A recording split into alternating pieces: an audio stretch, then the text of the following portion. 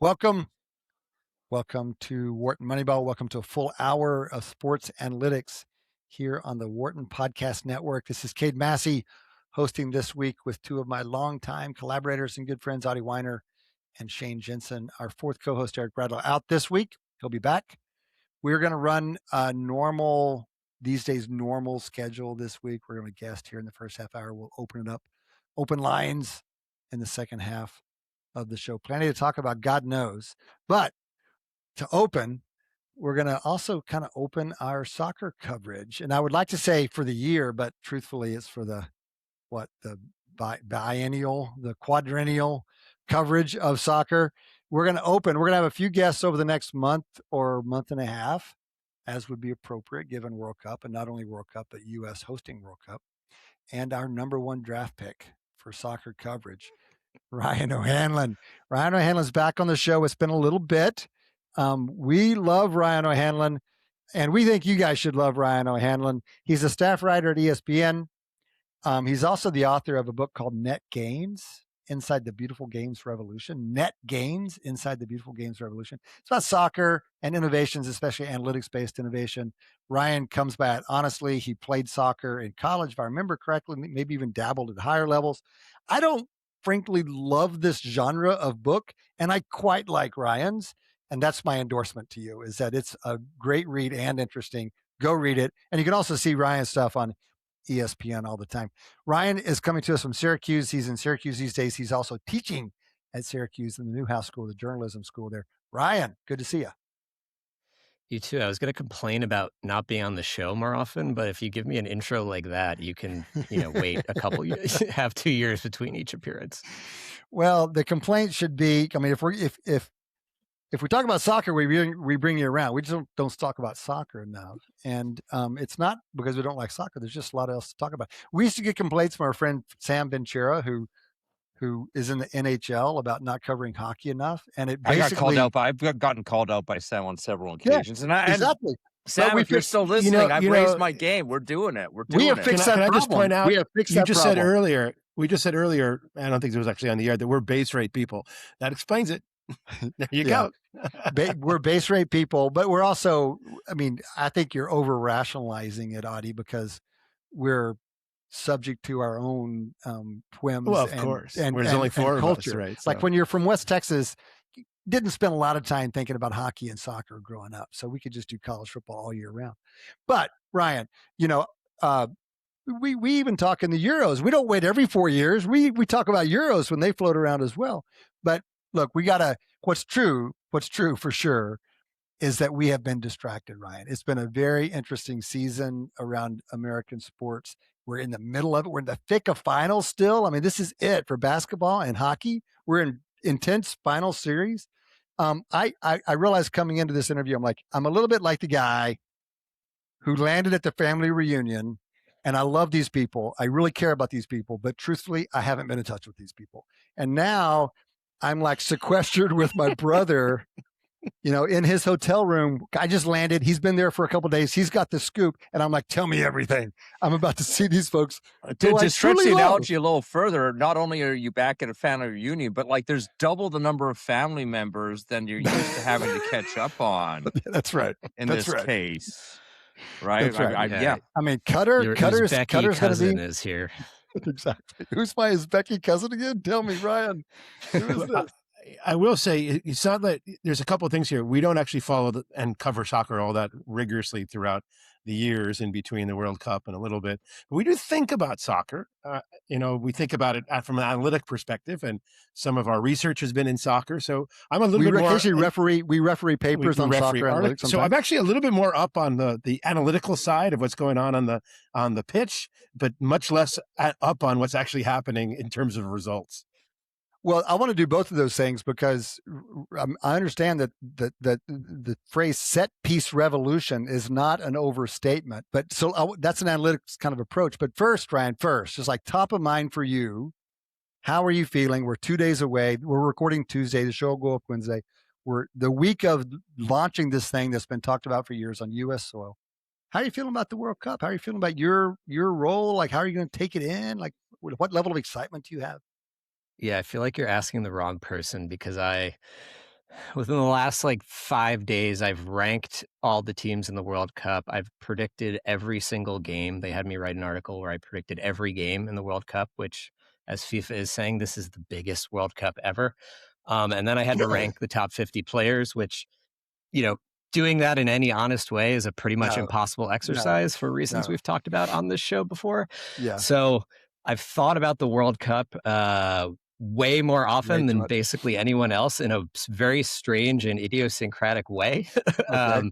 So in some ways, I feel like it's over already. And then in other ways, I'm excited to actually just see the games happen, let a lot of the randomness take hold and just let it all wash over me. Yeah, you got your editor taken care of. You're past all that, and now you get to watch soccer. I feel like the last World Cup, you were over there. We were communicating.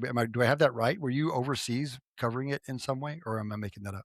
No, I think my apartment in Los Angeles might What have am I just thinking looked about? like a Qatari hotel. Okay. My book had just come out in 2022, right before the World Cup. So okay, I don't know. Maybe that was the landmark. Well, let's start at the top and ask, since you did a week ago write a piece ranking all 48 teams, and I saw that Qatar was last, and that France was first, Spain after that, England third, Germany shockingly low fourth or something like that. I saw that Brazil was above Argentina, so maybe Brazil is back. Portugal must be in there somewhere. So here's one question for you. How deep can you go down that list before what's the last team on that list, working down from the top, that could legitimately win the thing? I think it's a good question because, one, I've often felt like it's kind of crazy that we've had so few World Cup winners given how random soccer is and how few games there are in the World Cup. And you guys probably can answer this better than me, but to me, the 48-team World Cup, in the past, it was 32. Half the teams would get chopped off at the group stages. This time, 32 teams will advance to the knockout rounds. So essentially, we're playing the old World Cups in pure knockout fashion because 32 teams will be in the knockout rounds. Right. I would think that will introduce more randomness. If for no other reason than the draw is going to be very bizarre and the permutations are almost impossible to comprehend. So I think that there's a chance that we get a weird first time winner this time, but I would say there's well, hold on. Let's stop right there because now there's few obscure topics that we like better than tournament design, and so there it feels like for sure the final 16, the Sweet 16, will be more random than they have been historically, because historically that's what's come out of the pool rounds, which is like a group rounds. So now you've got this thing where you're that's coming out of this random event called a match of soccer. So the 16 has to be more random, but does that necessarily translate? What's the translation from that to a different champion? Right. I guess before we get to that final 16, is there less? Because before, I feel like in the old round robin stages, we would always talk about the group. The randomness that was there was partly is your whole national team in the group of death. Is there, because we've kind of added a bunch of, slop is not the right term, but about a bunch of lesser teams into the mix? Is there less of a group of death? Is there less variation kind of between groups or something, or less variation that matters, quality variation between groups? I don't know. Yeah, you're speaking to someone who wrote an article called "The Group of Death is Dead" back in December when they announced the groups. I just went back and looked at the ELO ratings and figured them out for every group in World Cup history, and pretty much all of the worst groups in World Cup history, just by average rating, ELO rating, are in this World Cup. I think the hardest group is by ELO is France, Norway, Senegal, and Iraq, which I think you could make a case Norway and Senegal are two of the underdog dark horses that things bounce right. They could actually make a really deep run, but it might not even matter in the group because Iraq is a very weak team. And if you win a game, you're probably going to advance out of the group. So the groups are not anywhere near as difficult as they were. But then you also have the added wrinkle of there's 3 hosts, and the host teams are all quite weak compared to sort of the top level teams. And hosts get treated as pot A, so the highest ranked teams in their group. So Mexico, Canada, and the US are the quote unquote best teams in 3 of the World Cup groups, while when the World Cup is in France, France is a host, but they would be a top seeded team as well. Right. So that mixes things up. And then the way that it's very arbitrary whether you get to play a second place team or a third place team in the knockout round. And I think, for example, if everything goes chalk, Germany and France will play in the round of 16, which is something that would have just not happened in the past. Right. And there's a handful of other situations like that too. Okay. Can you give us a quick primer on what advancing looks like? You're basically just eliminating 16 teams, so maybe it's easier to say what gets eliminated. Yeah, so it's top 2 automatically advance, and then the 8 best third place teams advance. And that's based on points first, and then I was going to say, is there like a long list of like tiebreakers? I know there is absolutely we no love schedule like adjustment here. Tie-breaking scenarios. So. Right, no schedule adjustment. There is a chance that the tiebreaker will be fair play rating, or whatever FIFA calls it, which is essentially a point system based on yellow cards and red cards. If you're tied in goal difference, points, goals scored, and goals against. So incredible. But then it also is like, there's a matrix on Wikipedia that you can look up based on what groups the third place teams come from will then determine who gets put where, because FIFA doesn't want teams that are in the same group playing each other in the knockout round. So if it's like group A, B, C, D, E, F, G, H, whatever, up to 8, then it's a certain way. But then any other permutation, it's a different distribution of the teams. It's like a very difficult modeling problem, even for people like you guys, I would assume. Okay, so I interrupted you as you were walking us through on how deep you can go down your top teams before you think who's the last team that could legitimately win. And you're saying, well, let's start with the fact that it's a different tournament this year than it has been in the past. But I stopped you. Can you, before you answer, can you make it a little bit more specific? You say legitimately win. Yeah, I know. 80%. He indulged me without requiring a specific. It was a poorly posed I know, but I'm a nerd and I want to know. Let's say capture 90% of the chance. Whatever. How many teams do you need to capture 90%? And it's funny because I feel like I want to guess this ahead of time before I get an answer from you in my head. And I think I've got it. I'm going to save it for after you give me your answer. Hold on. If we gave a uniform over 16, that's 16. I'm trying to, how low would the percentage have to be before it was surprising? The prior would have to be 10 isn't that surprising in this kind of a tournament. Maybe it may 10%. What's the team that has a 10% chance? Somewhere between 5 and 10% chance. What's the best team that has a 5 to 10%? Yeah, it's just if you formed an empirical estimate based on who's won the last, say, 10 of these or 20 of these, then it'd probably only be like 4 or 5 or something like that. Yeah, and that seems small. I mean, I think it's no, it doesn't go go back very far down. It's Argentina, Italy, Germany, Brazil, France, and Spain. Those are the ones 6. It covers a lot of ground. Right. And that gets us back to like that gets us back to like the 60s or something like that, as far as unique winners. Well, England won in the 60s. Yeah, Uruguay is the only sort of non-heavy. So, I mean, so really the question is the answer going to be like 6, or is the answer bigger than that? And that's where the rub is, right? The Netherlands used to have a good club, and you've got them like 8 or something. Like, can the Netherlands win this thing? Like, what's the chance of the Netherlands winning this thing? Croatia, can they win? 9. You have them 8. You have them 8. Argentina 7. Forget Argentina. Beautiful, messy Argentina. Brazil 6. Like, these teams, what chances do they have? Yeah, so I would like, even without putting specific numbers on it, I would say there's like a top tier of, if you try to like model the team strength using talent and performance, England, France, and Spain are sort of the top 3 teams because they have crazy amounts of talent and they've all been quite successful recently.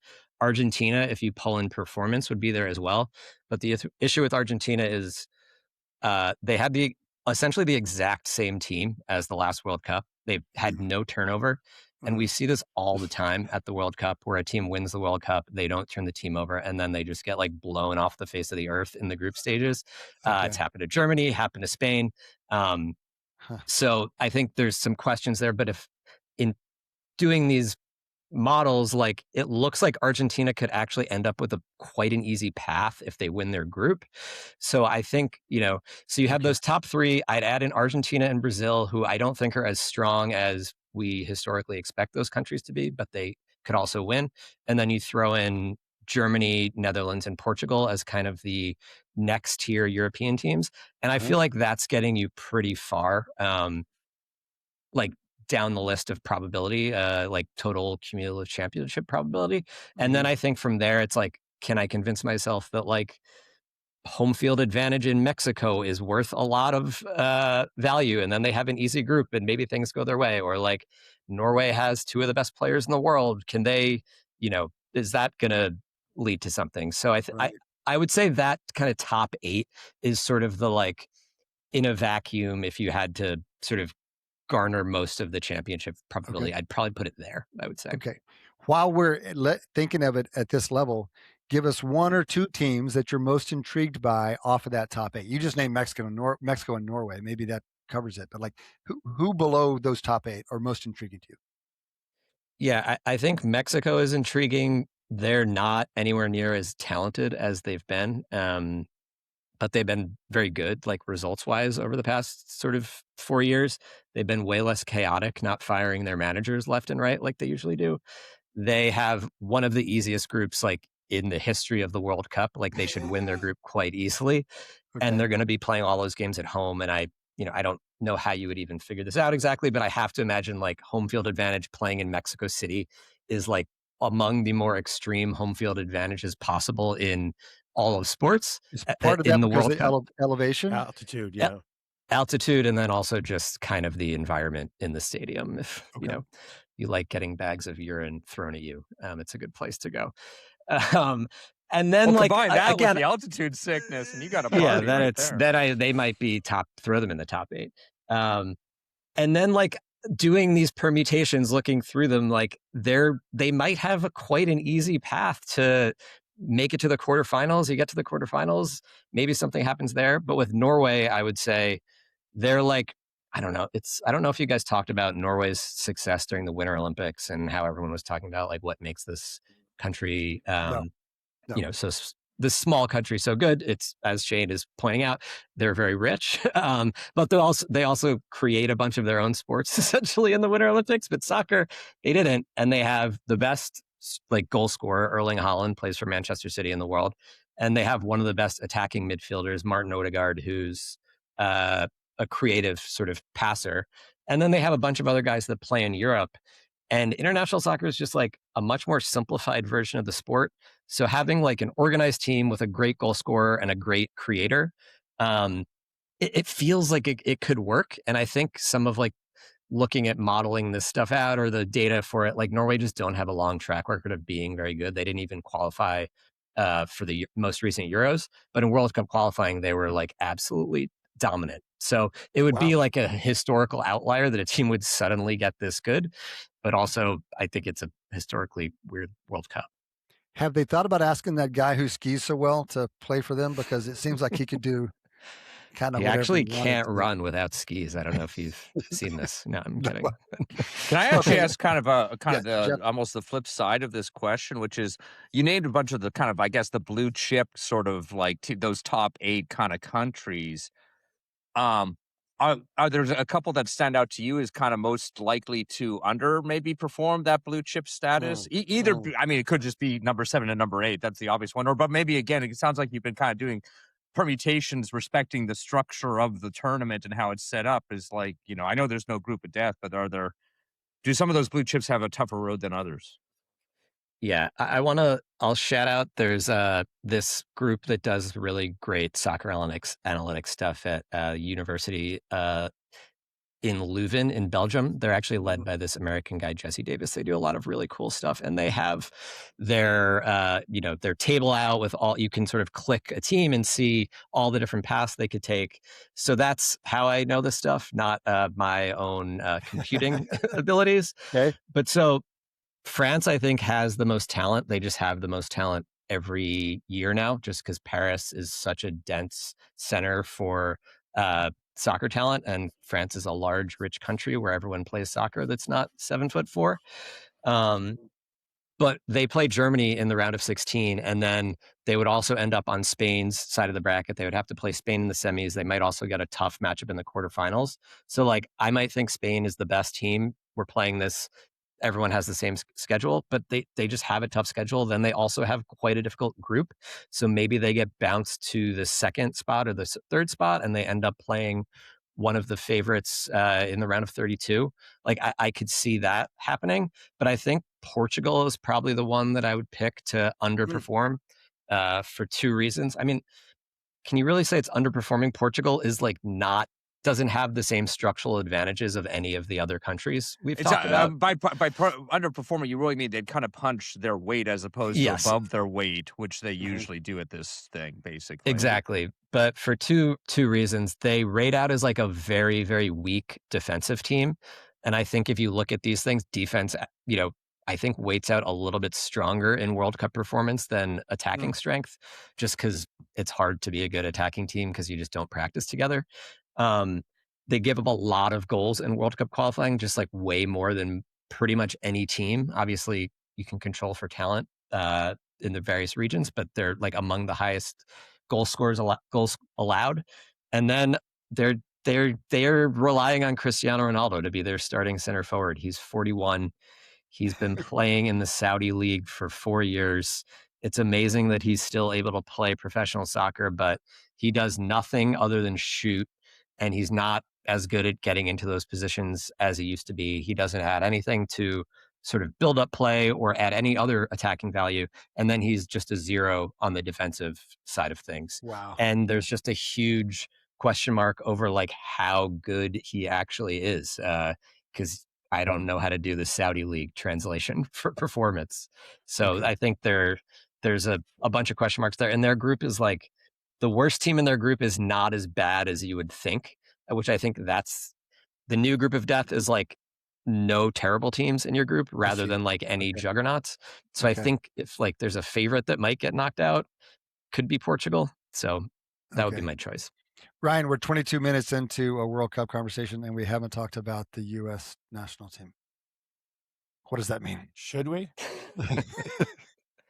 Well, the U.S., it's interesting. Like, their group is Australia, Paraguay, and Turkey, as the country now goes by. And when this happened, I think the initial reaction was, oh my God, like they got Australia as the tier 2 team, and it's probably the worst tier 2 team. They got Paraguay. And then I think Turkey is probably the best. This was like from the as yet qualified teams, Turkey was the best team that could have qualified, that the U.S. could have played. But I think it was viewed as like there's no powerhouse teams in this group, no teams that have won the World Cup, no teams that have won their confederation championships other than Australia. But actually, like all the teams are just decent, which I think is the worst possible case for this situation. So like if you look at Leuven's projections, like a team like Australia has like almost like a 25% chance of finishing first, second, third, and fourth. The US's odds of advancing are only like 73%, or winning the group are only 73%, which you'd think would be higher. So no, it's advancing is 73%, winning they're not 73%. So the group is a little tricky. And then the draw just looks like it isn't going to be great for them. I think if everything goes chalk, they'll play Belgium in the round of 16, which would be a fun kind of redux of the 2014 I remember World that Cup classic game when the U.S. got absolutely pummeled and Tim Howard made 1 million saves and we all treated it like it was some amazing achievement. Sorry, you could sense the sarcasm. Belgium, like they're way beyond like that golden generation, but they still have a ton of talent. And then if a couple things don't go chalk, like the U.S. might actually have a harder draw. So I think, to me, it's round of 16 is a good achievement for the U.S. Quarterfinals is like, that's awesome. I think the thing with the U.S. is like, they have the most talent they've ever had.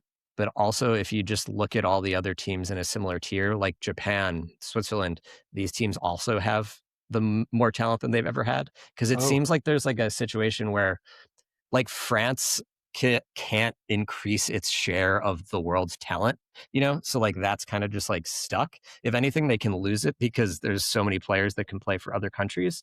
But it seems like the rest of the world is starting to fill sort of the population of professional soccer players, like the bottom half of it and some of the top half of it, more than it ever had in the past. And so it's like all the teams that are like in that, we said eight or nine teams, right? Then I would say the gap between like 9 and like 25 is very small. And it seems like all of those teams have more talent. So I think that's how you get to this situation where it's like equally like the US has multiple guys starting in the Champions League. Almost their entire lineup is players based in Europe. And yet like we shouldn't expect them to do any better than like the 2002 World Cup where they made the quarterfinals. Make sure I understand what you're saying. You're saying that if we looked at, say, the top, is it 5 European soccer leagues, and we looked at the player level, the nations they come from, historically they probably mostly came from European nations or maybe European and African nations. And you're saying that has changed, that the countries around the world make up a greater percentage of those top international clubs in a way they didn't in the past. Like just throwing this off the top of my head, like let's say the Premier League had 400 English players 15 years ago. Now it's probably like 150 or something like that, or 100, wow. Which like has no effect on the quality of the English national team, but also can lead to like these other countries all getting better, but not getting to the level of England or France still. Yeah. Okay, super interesting. Got it. Give us something about the U.S. squad to keep our eyes on. Like, what are you most interested to see in terms of actual on the pitch, and something we might keep an eye out for?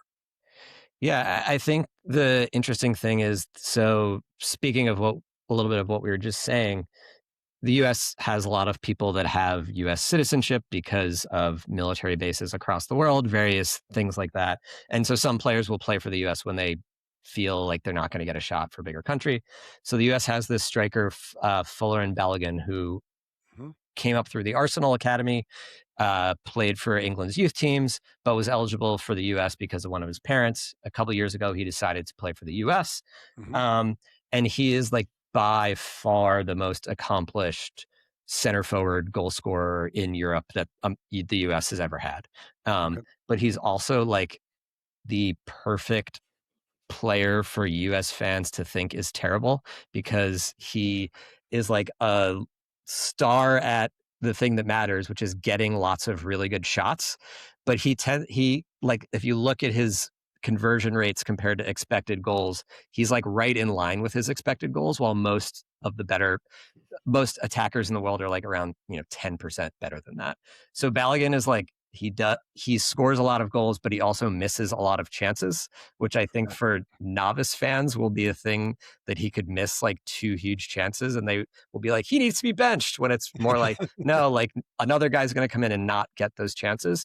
So I think like, given his sort of history as a player, I think like his ability to convert 1 or 2 chances could be like the difference between third round of 32 exit, quarterfinal appearance. So I'm very interested to see how he does. Can you put a little perspective here for me?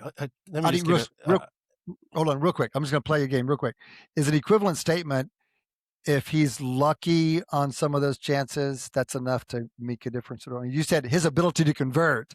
I mean, we probably believe that to be mostly a chance, like performance above expected given a chance is, with very few exceptions, like Messi apparently is sufficiently.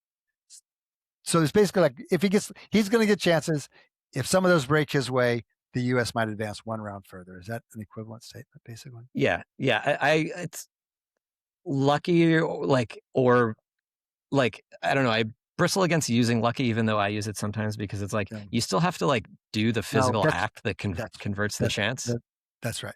We get philosophical about this is philosophy. We can argue about this all day. Is there actually any luck in soccer at all? Right? There's obviously luck. Adi, go ahead. So I mean, I guess to put it in perspective, and we actually talked about this. We do talk about soccer. We actually talked about this in terms of how you estimate talent above expectation in goals relative to XG, and there's been a lot of work in the statistical community saying that mostly there isn't a very, very, very rare exception is to someone to just consistently score more than they're expected to. But now taking about this American player, just to put it in perspective, so he's by far the best player we probably have ever had, right? How does he rate internationally? So If only you'd I write would an say article about Give me this, the Ryan. bad Maybe news. Just is he in the just top tell it 50? to us straight. Don't hide is he in it. Just let us have it. Did he make your top 50, Ryan? No, I would say There Christian you go. Pulisic is the best American player ever. But Okay. he's more of like a winger, creator, ball Mhm. mover, and goal scorer, while Balogun is kind of just like your pure Okay. center forward. He's good at like linking up play a little bit, but Mhm. he's a goal scorer.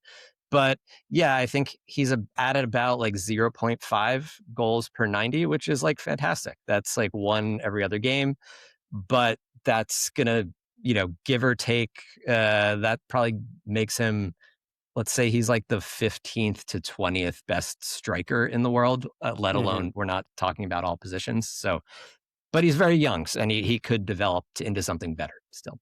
Okay. I'm just trying to Okay. perspective United States talent relative to, I mean, that which brings back a kind of a general statistical question, which is how do we assert probabilistically, I know, or even odds on all these teams given their construction? And I always wondered how we just seem to know that based on base rates. The six teams have won almost, I think, all World Cups. Only 6 teams have won since the 70s. Add England, maybe you get back to the 60s. Are we just doing this by base rates, or do we actually have more data that really helps us separate? I think it's just a really hard thing to predict for the reasons you said, because these teams just like barely play soccer Right. to start. Then they barely play any games that have real stakes. World Cup qualifying has stakes, but how important are they? And the games are also happening while all of these guys are playing for club teams that pay them way more money than their national teams. So like you go to Macedonia for a World Cup qualifier, you're playing for Bayern Munich. Do you want to like pull your hamstring on a messed up field, or do you like hold off a little bit? So there's that aspect. Then it's like the players are changing all the time because of who's available, who the coach is picking. The players are also aging a lot because they don't play games that often. So it's like we're using games from 3 years ago. So I think like most of the models I see, you try to find some way to figure out talent, and the ways you do that are usually like transfer value or like wages, which are not necessarily super accurate for a number of reasons. And then you look at performance and you do like a million different adjustments for like figuring out what does it mean to beat Paraguay in Paraguay versus what does it mean to beat Sweden in England, So I think it's mostly base rate stuff going off of that. But even if you just like took ELO ratings and like found the transfer values of each team and mashed them together, which is essentially what I did with the rankings I came up with, it still produces the same 8 or 9 teams that are going to be the betting favorites and are going to be that we talked about earlier. Okay. Shane, were you trying to jump in? Well, just because you kind of brought up another thing that probably we don't have enough data to estimate, but do players get injured more often at the World Cup than they do kind of as their base rates through like a season? Because their routine is totally off. As you sort of said, like at least in this case, some of the fields are pretty suspect. Like they have to play at MetLife, which is like death to football and like American football teams. And I've seen articles about the Tampa Bay field, for example, and stuff like that. So I don't know if that's obviously specific to this World Cup, but in general, because it's kind of out of their regular routine and, not the regular team, like do you actually tend to see a greater than base rate injury level at these things? Yeah, I don't think so, or at least it seems like something I would have seen and know about if that was true. The World Cup games are not happening, I guess, like that. There's a decent amount of space between them. But I think one interesting thing is like basically after COVID happened, the soccer schedule got really screwed up. They had to move the Euros a year. The season got bumped around. Then we had the 2022 World Cup was in the winter. And then we've also added a ton of games to the schedule based on the proliferation of all these tournaments that FIFA and other federations are creating. So players are playing more games than they ever have before. And this is the first World Cup of that era that is at the end of the season, as opposed to 2022 was the middle of the season. and it's going to be super hot. So you would think that there would be if there was going to be a World Cup where injury risk was high or like physical output was low, it would be a World Cup like this one. Ryan, we have kept you long and longer than we expected, but I have to ask you one more question. You've noted that the Premier League has seen the set piece revolution, meaning scoring rates off of corners, free kicks, throw-ins have blown up, while open play scoring has declined, historically low. So we'd love to dive into that, but maybe we don't have time right now to do all that. But it's easy to ask, to what extent is that going to transfer? You've referenced multiple times just in the last half hour how simplified the international game is versus the club game, and some of the reasons for that. Well, does that mean that we won't see the same difference between open play and set pieces in the World Cup as we're seeing in the Premier League? Yeah, I think there's a good chance that it's an even bigger difference this summer. Okay. Because set pieces don't require a lot of practice. What's happened in the Premier League is like, it was just a strategy change, which the strategy, we could do a whole another podcast on this, and we should, because I think you guys would like it. That's not me begging to be invited back, but basically teams are crowding the goalkeeper with extra players, more players than ever before. And then they're playing in swinging corners. So a righty from the left side. So it's curving in toward the goal, basically into the 6-yard box. Like the rates, I think it was like 20% of historically free kicks were put into the 6-yard box. And it was up to 50% this season. If you look at it, it just skyrockets. Okay. And tracking the number of players, you can just see a massive change. And so goal scoring, I think 3.5% of corner kicks led to goals, and this year it was 5%. And you see it directly connected to this strategy change, and it's become such a big story in the Premier League that people are like talking about maybe we should change the rules, because this is not why people love soccer. We don't want this to take up a higher portion of the game. But it's also become such a big story that any team that wants to win the World Cup, they should be good at set pieces. They should be creating what one analyst called a meat wall in front of the keeper, and then just hitting an in-swinger into that area, because one of the things that makes it work, which is interesting, players are so physical in those areas, it basically resembles American football. And the issue there is, like, if a defender is physical and gets called for a foul, it's a penalty kick, and it's in 0.8%, an 80% chance of a goal.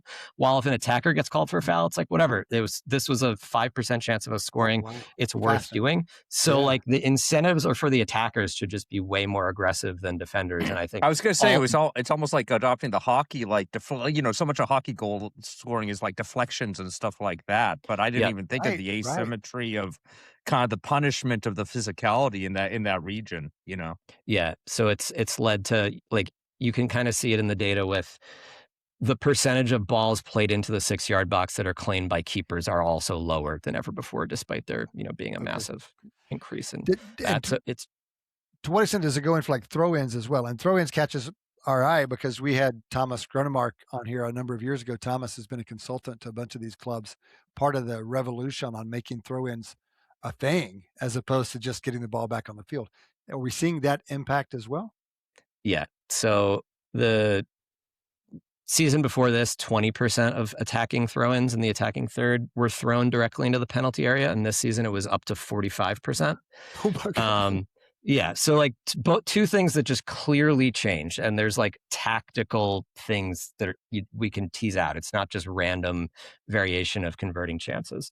And I think Thomas worked for FC Midtjylland in Denmark, who are owned by the same guy that owns Brentford in the Premier League, and Brentford are the ones that started this, and then everyone copied them. And the big thing, there have been teams that have taken long throws in the past, but the big change is teams realize you're not supposed to score off the throw-in. You're supposed to have someone flick the ball on with their head, and then the next person scores, because the ball's like you almost can't throw it far enough, and then it's not moving fast enough to get enough power on like a direct header as you would on a corner kick. But with a throw-in, launch it, have a guy flick it on, then another person comes, runs, and heads it in and kicks it in. And both of these plays are just, it's different from soccer because there's no offsides on corner kicks or throw-ins. So that aspect of the game is gone too. Right. So can you just to finish this off here? What changed? People must have known that throwing the ball into the penalty was probably good, but what changed? Is it they learned how to throw farther? Did they invest in something, or did they really just not know that?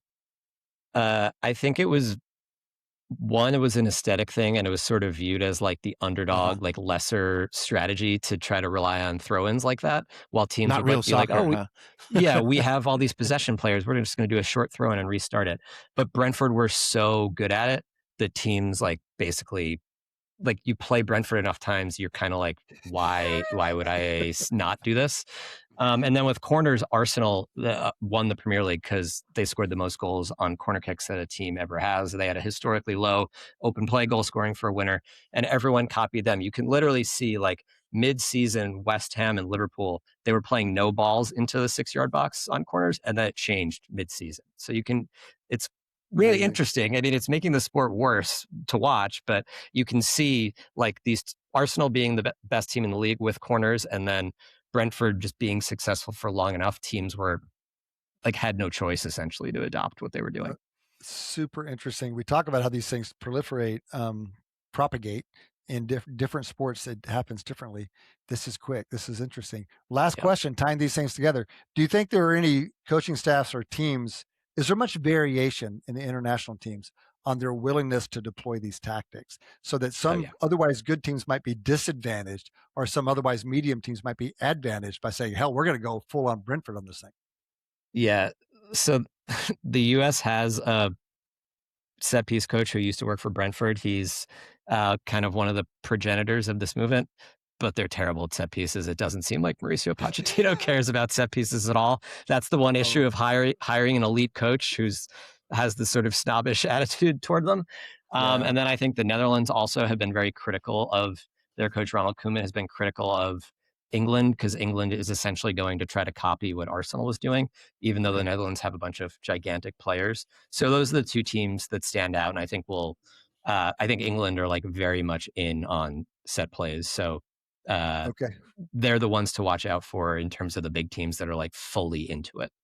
Okay, cool. We kept you too long. Ryan, thanks, man. Hugely helpful. Wish you the best with the next few weeks. Enjoy it, and good luck to you with everything up there in Syracuse.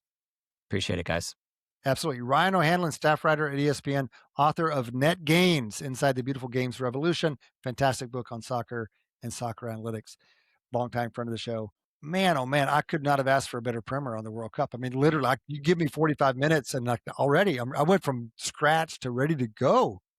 Even that like set piece business. Yeah. It all got me led me to believe that the U.S. is going all the way. Yeah, exactly. Actually, one of the things that I thought was so interesting was the discussion about how it just got picked up. And in some ways, it's kind of a high-speed version of the three-point revolution in basketball. And like, I always ask, like, why defensive shifts? It's like defensive shifts. I think that happened within one season, essentially. That was like defensive shifts that happened very quickly. But it's like, how do you miss these things? And one of the answers is culture. It's just not what we do. And there's like a tipping point where once it becomes acceptable, all of a sudden, then everybody. Then it goes somewhat fast. I mean, like defensive and this went fast. 3 points took a while.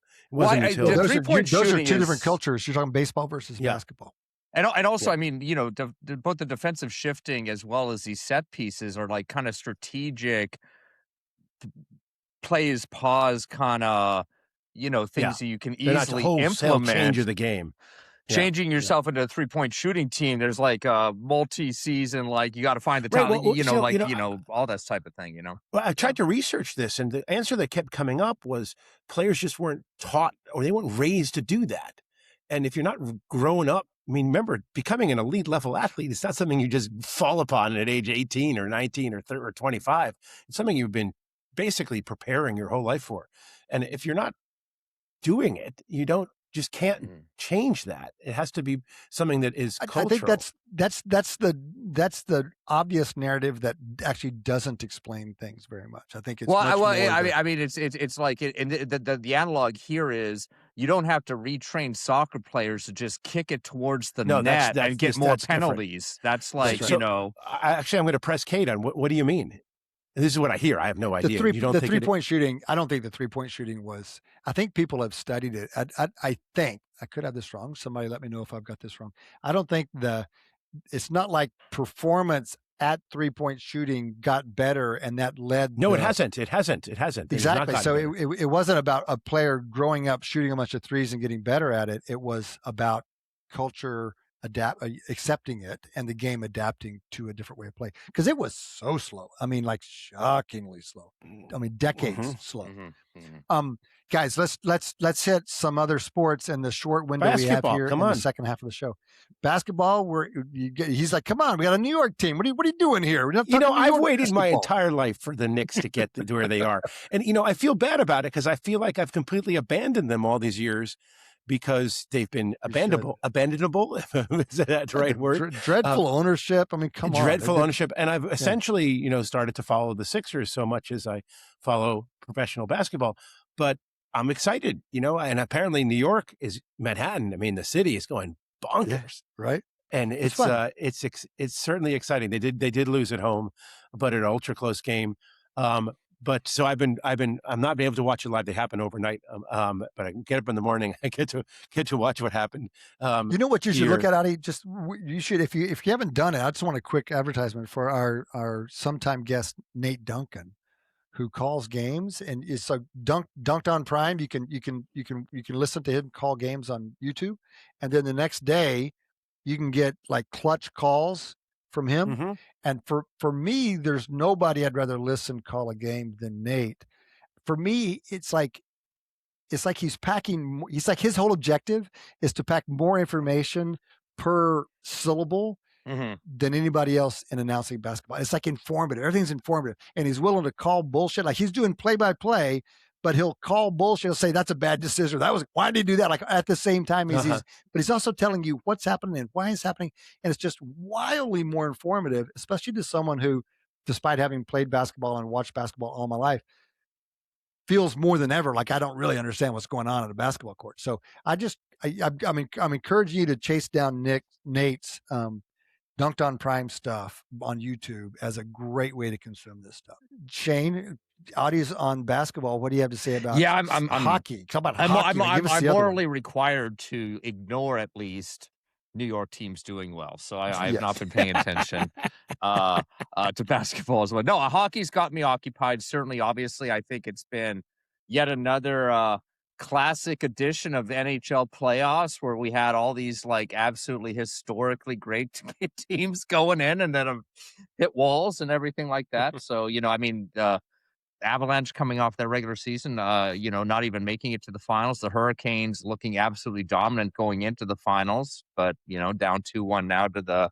Vegas. So I guess it's sort of I've been enjoying, especially with the Oilers not involved. I've been enjoying kind of the randomness of the playoffs in hockey yet again this year. But Shane, this year, right now, being in the middle of the final series, the bigger story seems to me the drunkenness of these games. I mean, I would like to capture something about how ridiculous these three games have been, and I would put them up against any first three games of any Stanley Cup final. I mean, it's the other been night, crazy. I go to bed at a 4-0 game, laid second, and then before I turn off the lights, I see the score's 4-4. Yeah. Like, what the hell? It hockey, much less in the final. It has been nice. Like, I kind of feel like the Hurricanes versus Canadian series, as much as I was kind of a little bit pulling for the Canadians, that was kind of on ice. Every one of those games was the Hurricanes score, like shooting about 2 or 3 times as much as the Canadians. Yeah. And you were just kind of waiting for the Poisson realizations to catch up onto the Poisson race. That's exactly right. Right.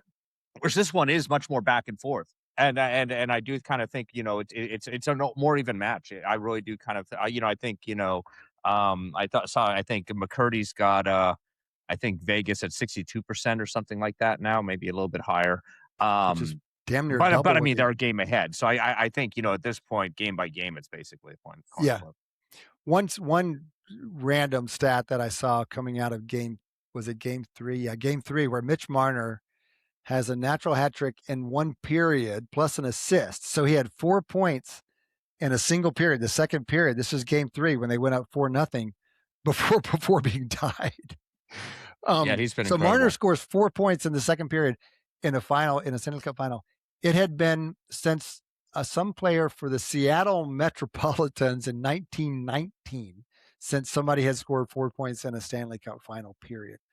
That's anytime. This is like a good heuristic for how impressive a record-breaking moment is. How long has the record stood? Just a real simple heuristic. Yeah. How long has the record been there? If Gretzky couldn't break it, what are you doing breaking it? Exactly. Well, you're saying 4 goals in one period. 4 points in one period. 4 points in one period. 3 goals and an assist, so 4 points. Okay, so And what specifically, is it was specifically in the finals or in the playoffs, or it's Finals. not overall?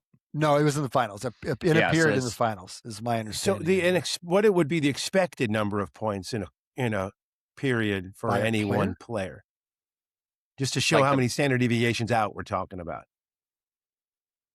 Well, how many? We might Oh, like expect the baseline a goal expected. per Yeah. team per period, a goal per team per period, maybe. I mean, Gretzky in his playoff career is probably scoring like a goal per game or something like that, just to kind of norm it a little Right, bit. and like assisting we're another looking one. at. Whereas, so you're Hmm? looking, quite honestly, you're looking at something like a 6 standard deviation event for a single player. Yes, Yeah, probably 4. or 4. Yeah. Now there's thousands of, right, there's yeah. hundreds of Yeah, yeah. players, and they play many games, and there are many periods, and that does add up. But this is super unlikely. It's unlikely. It's unlikely. It was good fun. He's a fun player. We've talked about him before. He's a fun player to watch. He's one of those players. He's like a player the Martians like, and I'm one of Martian. You come in and you don't have to know a lot about hockey to see that he's different from everybody else. He just Liberated from that cursed franchise in Toronto. That's right. Once he got off of the Leafs, it's all better now. I want to say one thing about college sports. The men's college World Series. Back to baseball, guys. Back to baseball. This is closer to your loves. The field is set. That's the Elite 8, of course. So now they'll play double elimination on both sides of the bracket to figure out the 2 finalists, and then the 2 finalists will play best 2 out of 3. I think there's 5. 5 of the 8 are SEC teams, and then a couple of it ACC teams, and then Troy. And in Cade Massey's power rankings, all these teams are like 1, 4, 5, 8 in the country, and then Troy's 53, which is a little hard to believe. But Troy's not like the others. I will just add a gloss on this, which is that historically isn't much interest nationally in the college World Series in baseball. Basically because the best players in baseball typically went to the draft and they were playing major leagues. But now with NIL money, you can lure to college probably the majority of the top players with big salaries. Interestingly, you said lure because you're not talking just about retention to keep them in college. You're saying getting them to go to college when they get drafted out of high school, they have a choice. And you're saying lure them to college with NIL. That's interesting. And what means that in a relatively short time, once this thing kind of shakes out and a lot more money will go to baseball, I think that we're going to be seeing the College World Series nationally as a much bigger draw because you're looking at the world's best American talent, even international talent playing essentially at that stage, which is one of the reasons why I think potentially one of the reasons why college football has always been so much more interesting. You're really looking at next year's professionals, and they're going to be playing for. Does that have effects? Like, what does that do to like the single A and double A market of baseball teams? Because now it's, yeah, that's right. I was going to say, like, you're just basically reconstituting the college kind of farm system for like that the NFL has and that the NBA has. Well, to what extent this is already? Are you saying this hasn't fully flowered yet because we've only had NIL for a few years, and it takes 4 for a guy to go from a senior in high school to a senior in college? So it hasn't really fully flowered yet. That's interesting. Adi, we see this with the Frozen Four in college hockey. This year, you watch the Frozen Four, and as they're calling the play, they'll say, there's the number 2 pick, the Penguins' first-round pick, and there's the Red Wings' first-round pick, and like all these recent draft picks on the ice in these college games, and it definitely elevates the interest in the whole thing, no question. And that's 100% because of that's because they changed the rules and allowed these guys to bounce. Hold on, real quickly, just to be clear, because I was mistaken. That's not an NIL thing. They used to, you couldn't play college hockey if you'd been drafted or if you'd ever received money or whatever, and they loosened that up, and now you can do that. Sorry, Adi, jump in. No, I mean, that's in hockey, but I think what you're seeing, what's so exciting, say, about watching college football is, those quarterbacks are going to be next year's quarterbacks in the NFL, or not, the 4 or 5 of them are going to do that. If not next year, the year after. It's so exciting to watch that, knowing, and the running backs and the wide receivers and the offensive linemen and the pass rushers, they're just important players in your future. And you can see that and you care about it. Okay. What's going to happen in baseball is you're going to be starting to see the starting pitchers for the Yankees for playing for Texas. And you're like, I need to watch that guy. This makes me want to go and like, we should have a list of the highest rated prospects in the World Series this year. Like, who are the top rated prospects across all 8 teams? And, so that's fun. That's a fun wrinkle we should add over the next couple of days. But if you think historically, college World Series just didn't have that many top talent because they were to be in college and play those few years. Remember, an 18-year-old isn't going to be great at all, typically. So you're 21, you're not a top player. I mean, mostly not a top player. Right. I mean, I have to say, I actually cut my teeth when I started my PhD. I would sit, and I've talked about it in the show, I would sit in the Sunken Diamond at Stanford and watch the ball players. And Paul Carey was their superstar hitter. He had broken all records for home runs in the Pac-10 or whatever it is, or college baseball. Nowhere. Got drafted, went nowhere. He was so far down the line you can't appreciate it. And Stanford was the national champion. They were led by one of the greatest pitchers of all time in college baseball, Mike Messina. But at that time, you were like, "Who is this guy?" I mean, no idea what he'd come into, because it was. I so do rare. remember watching the 2007 World Series. No, it was maybe 2004. And the matchup was Jason Marquis was pitching for the Cardinals against Jason Varitek for the Boston Red Sox. And I remember them in the telecast making a huge deal about the fact that they had played each other in the College World Series as well. That's amazing. Okay. And I think Varitek was a shortstop at the time. I think they were both position players. Yeah, exactly. I think they were maybe Varitek, both the position shortstop. players or something like that at the time. Or certainly Varitek was. And so, I mean, that's obviously the exception, but I think it is an incredibly rare thing for that to happen. Guys, let me give you one more detail on this. And this is a tournament design issue. And this is a really subtle one. Okay. So this is about as in the weeds as I'm ever going to go, but I'm going to get your quick reactions. In the men's college World Series, 8 teams, 2 distinct brackets play double elimination, and then they play 2 of 3. So there are 4 teams playing double elimination. In the women's World Series, same setup. 8 teams go to Oklahoma City, 2 brackets with 4. But instead of having complete double elimination tournaments on each side, the losers of the second round, the winners of both of the games, play each other, and the losers of that get sent to the other sides. So it's not a pure double elimination. It's still double elimination, it's still double elimination, not series by series. That's right. Well, it's not. Yeah. It's not an enclosed. It's still double elimination, and they still kind of have bracket sides. But the losers of the second round, one loser in the second round between the games of the losers, the first round is eliminated. Yeah. But between the games of the first round winners, that loser goes to the other side. Okay, I'll stop there. Why would they do what's the implication, and why would they do such a thing? And baseball, I don't know how long women have been doing that. I think it's relatively new, but men don't. Yeah. I'm not sure why. I think there's a intellectual reason for it. Maybe there's some entertainment reason to do it. Is it spread around? Is more? Yeah, I mean, the reasons against doing it would be that you're hosting these things kind of regionally, and it would involve moving teams like physically around much more than like you would otherwise. No, right? They're all based in the final 8 are all in Omaha or in Oklahoma City, so they're set in one place. Okay, one thing it does, the obvious thing it does is it delays the potential for a rematch and reduces the probability of a rematch, right? Because you're not going to see one of the teams that already beat you once in the 3rd or the 4th round. Now, you do have a chance of rematching in the 5th, but by that time, the odds are pretty low. So that's It's true though, because we typically in the playoffs we seize on the rematch as more signal, right? Or at least we hope, like the reason we don't do best of 1 do best of 7 or something like that, is that we want to have rematches to make sure that you actually the correct, the quote unquote best team. And Well, even that's in a interesting. best of 7, you're not going to necessarily, like in baseball, you're not going to necessarily get that. But the concept that you would avoid a rematch when a rematch just gives you kind of, to a certain extent, more signal. Well, does it? Actually, that'd be a good sim question or does it give you more signal to put them against somebody else? Because you still have a second loss. You're still doing double elimination.